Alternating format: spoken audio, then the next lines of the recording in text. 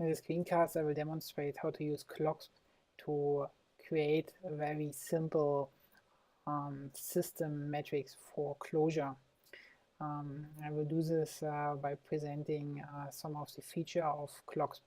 So what I'm trying to set out is to get the average line count of functions and variable definitions that can be found inside namespaces in Clojure. So when you start out with cloxp, the first thing that you want to do is to start a REPL server. The server will start in some directory that is currently defined as the hello world directory here. You can change that. This is basically the user directory that the Clojure environment will use. Okay, so when we have that, we can open up a workspace. We can close this window here. And inside the workspace, I can evaluate code. So I can just press a shortcut, or I can do this via the context menu. Okay, so to get started, let's look at the code objects that Clojure provides. So Clojure organizes its code in namespaces, and to access the namespaces here, we can use the all-ns function. All-ns, we look at the help.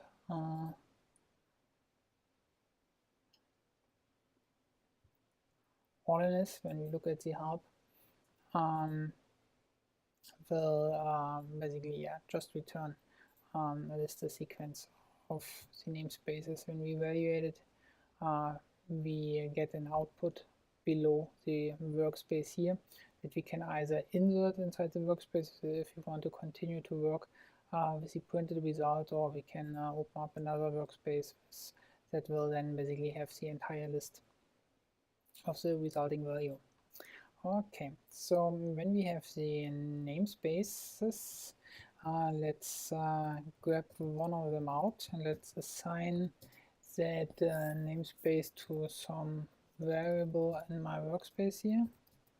And I evaluate that and look into SOMNS. Then, okay, I see that it now points to SOMNS is now captured that namespace here.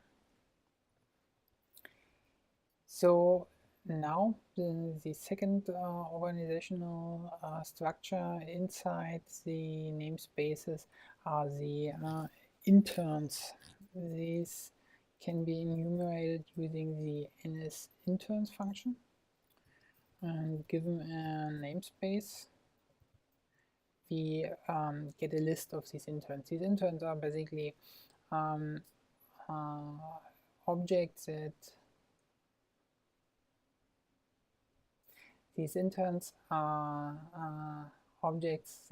point to the actual value behind these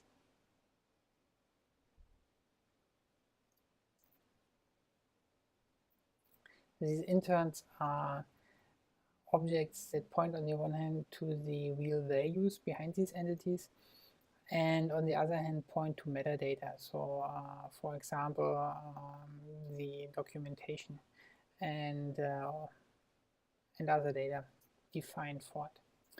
So when we have one intern here, let's grab one out, we can use another function to look up the source.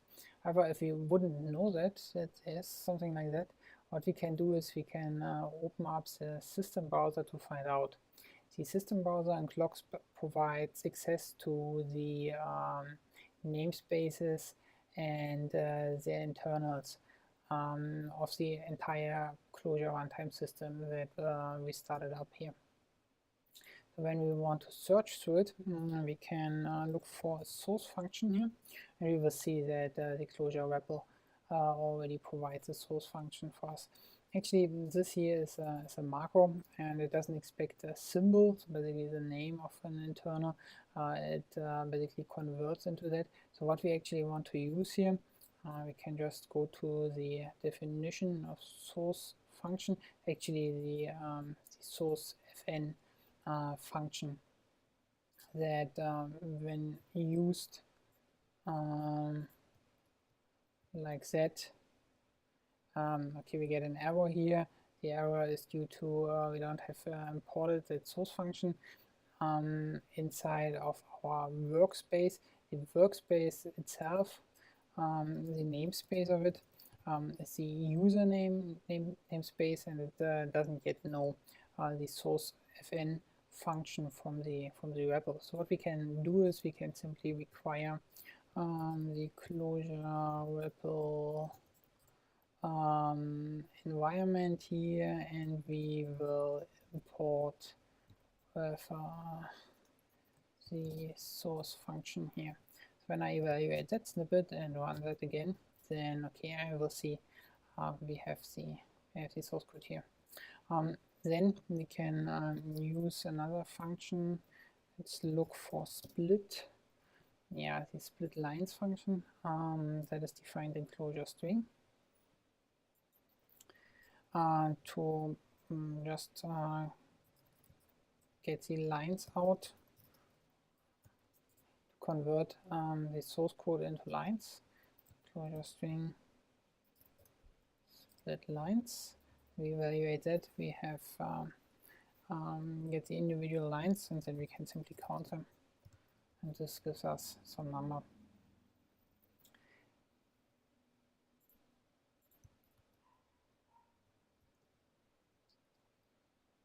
So in the interest of time, I've already prepared a function that does all that and gives us the line count for a particular intern.